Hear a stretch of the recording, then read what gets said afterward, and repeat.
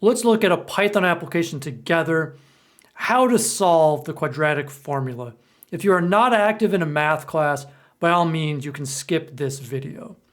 Everyone else, go to File, Save a Copy in Drive. This is essential so that you can have your own copy for future reference. That's File, Save a Copy in Drive. And what you will see is that it creates a new copy, and it has the word copy in the top. It is now your own copy. I would take the copy off. Okay, so here's the quadratic formula. Given a general binomial, ax squared plus bx plus c, when you set it equal to 0, x is given as negative b plus or minus the square root of b squared minus 4ac all over 2a. Now for this first example, we're going to set a equal to 1, b equal to 0, and c equal to negative 9. That reduces to x squared minus 9 equals 0, or x squared equals 9, and we know the answer should be plus or minus 3, hopefully, if you're up on your algebra. And the idea here is to come up with one that we can check, and we can go ahead and get started.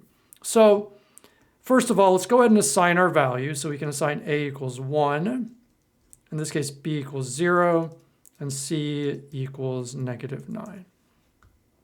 Okay, next.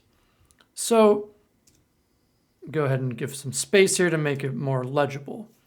Now, plus or minus is not something you can do in Python, okay?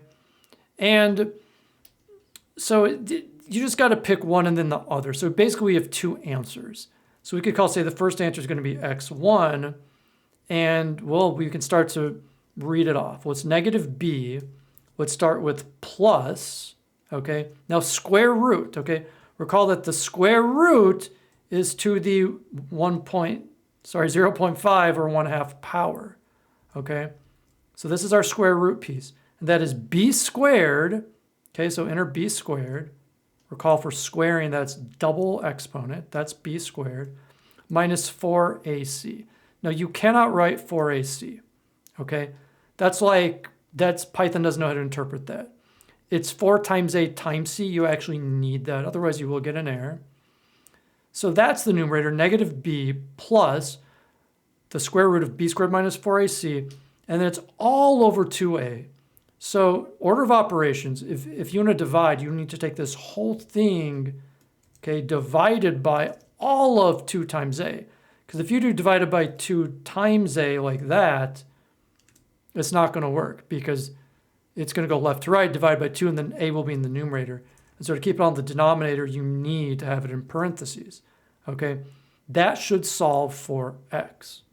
Now, the second piece, you can go ahead and copy it, would be like x2, and then x2 would actually have a minus in here, okay? And what we're going to do then is check it to see if we have it right. We'll print out x1, and we'll print out x2. Note you need the print keyword here to show both. Collab will just show the last one otherwise. Okay, so we'll see how we did.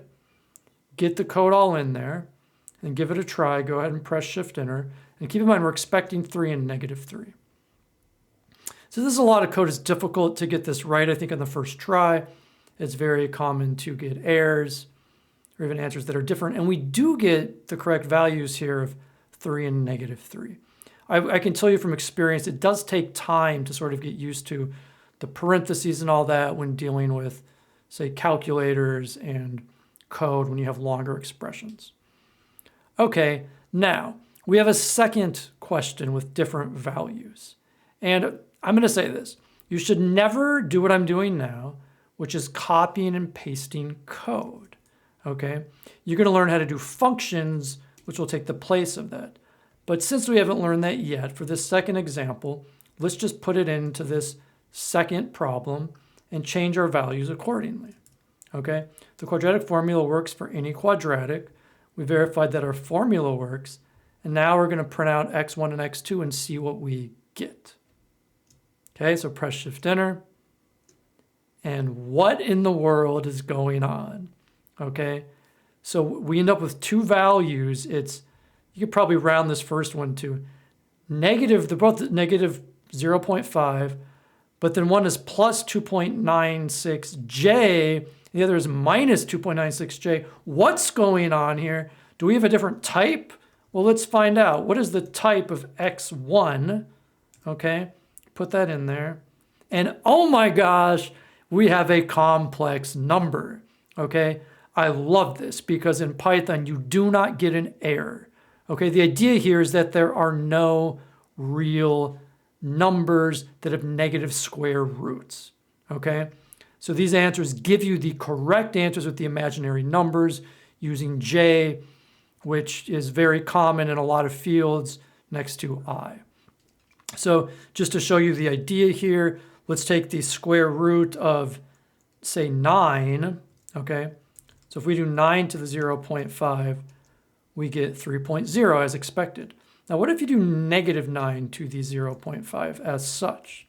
Okay, what do you get? Well, you get negative 3.0 because order of operations says do 9 to the 1/2 power and then take the negative. So if you want to do the square root of negative 9, you need to put the negative 9 in parentheses, press Shift Enter, and there you get the beautiful imaginary number 3J.